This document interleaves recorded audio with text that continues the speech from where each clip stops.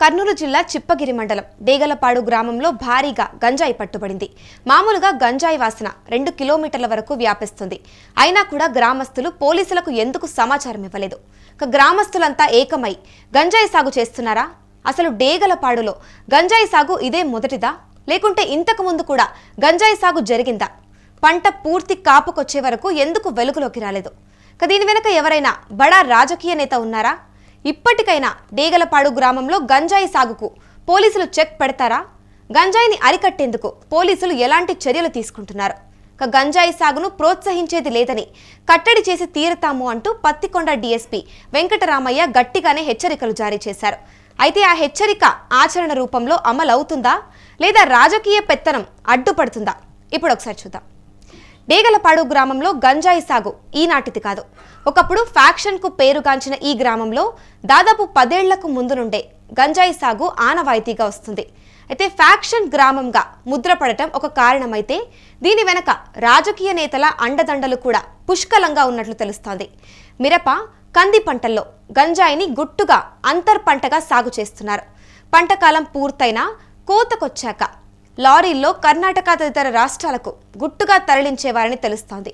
అప్పట్లో గ్రామంలో గంజాయి సాగు చేయడం ఊరందరికీ తెలిసినప్పటికీ గుట్టుగానే ఉండేదని సమాచారం.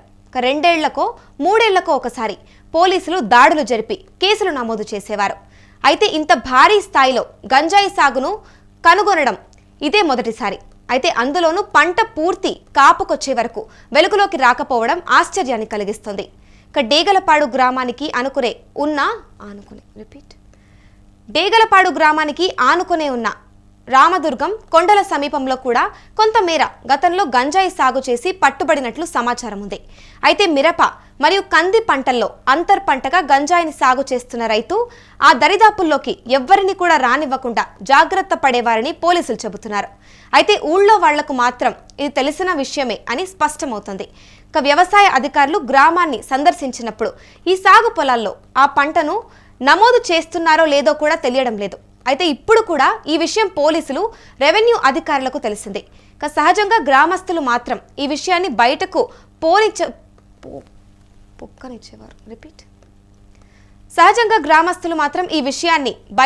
పొక్కనిచ్చేవారు కాదని తెలుస్తోంది. అయితే గిట్టని వారు ఏమైనా పోలీసులకు సమాచారం ఇచ్చారని చర్చ కూడా జరుగుతోంది. ఏపీలో గంజాయి సాగు అరికట్టడానికి పోలీసులు చర్యలు తీసుకుంటున్నారు.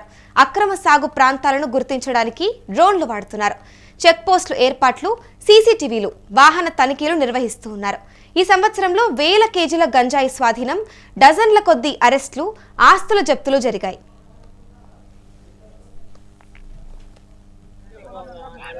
డేగల్పాడు అదే డేగల్ హాల్ అని కూడా అంటారు. మన తెలుగు భాషలో డేగల్పాడు గ్రామంలోని పొలిమేరలో ఉన్న ఆంజనేయ స్వామి మాన్యము, తర్వాత ముల్లా మస్జిద్ ఇనాం ల్యాండ్, ఈ 2 భూములు కూడా ఉనేబాది శివయ్య అని చెప్పేసి డేగల్పాడు గ్రామానికి చెందిన ఒక వ్యక్తి కౌలు చేసుకుంటూ ఉన్నాడు. అందులో భాగంగా కంది పంటను మరియు మిరప పంటను సాగు చేసుకుంటున్నాడు.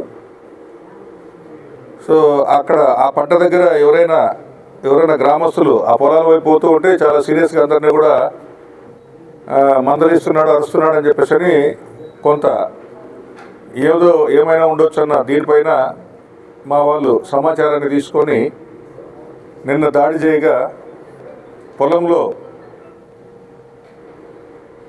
అంటే 2 సర్వే నెంబర్లు ఉన్నాయి. ఒకటేమో 176 సర్వే నెంబరు, తర్వాత ఒకటి 173 సర్వే నెంబరు. ఒకటేమో ఆంజనేయ స్వామి మాన్యానికి సంబంధించింది, ఇంకోటేమో ఈ ముల్లా మస్జిద్ ఇనాంకు సంబంధించిన ల్యాండ్. ఈ 2 కూడా అతను గత 4 సంవత్సరాలుగా కౌలు చేసుకుంటున్నాడు. అందులో కంది పంట మరియు మిరప పంట, వీటిలో ఈ గంజాయి మొక్కలు అనేటివి ఏమాత్రం కనిపించకుండా కలిసిపోతాయి కాబట్టి ఎవరికీ తెలియకుండా అతను సాగు చేసుకుంటూ ఉన్నాడు. అంతేకాకుండా ఒక 2-3 రోజులు ముందే, ఇప్పటికే మీరు చూడండి అది ఫ్రెష్గా ఉంది, పూర్తిగా డ్రై కాలేదు.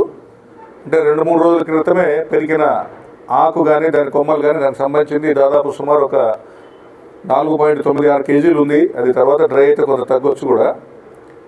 సో ఈ ప్లాస్టిక్ కవర్లో ప్యాకెట్లుగా పొలం గట్టును పెట్టి ఉన్నాడు.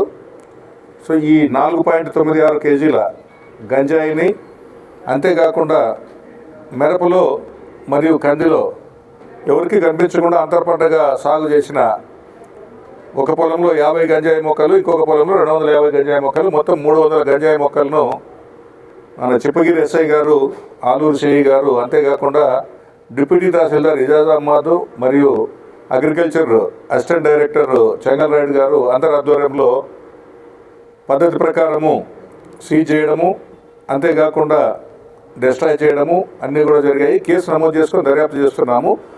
ఈ ఉనేబాద్ శివయ్య అనే వ్యక్తి పరారిలో ఉన్నారు. అతను అరెస్ట్ చేసిన వెంటనే ఫర్దర్ ఇన్వెస్టిగేషన్లో ఇంకా ఏమైనా వివరాలు ఉంటే వాటన్నిటిని కూడా మీకు తెలియజేస్తాం.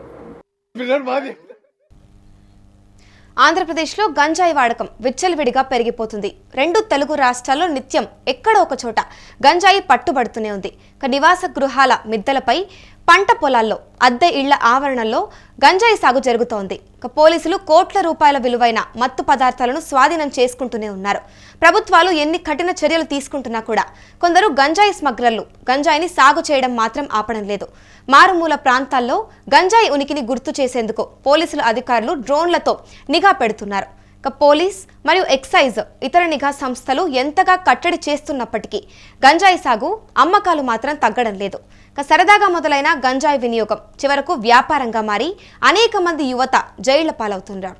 ఒకప్పుడు ఏజెన్సీ ప్రాంతాల కేంద్రంగా మాత్రమే గంజాయి జరిగేది. ఇప్పుడు ఏజెన్సీ ప్రాంతాల్లో క్రమంగా తగ్గి కర్నూలు, నంద్యాల, చిత్తూరు వంటి జిల్లాల్లో రహస్యంగా సాగు పెరిగింది. గంజాయి వినియోగం పట్టణాలకే పరిమితం కాకుండా పల్లెల వరకు విస్తరించడం పెను ప్రమాదంగా మారింది.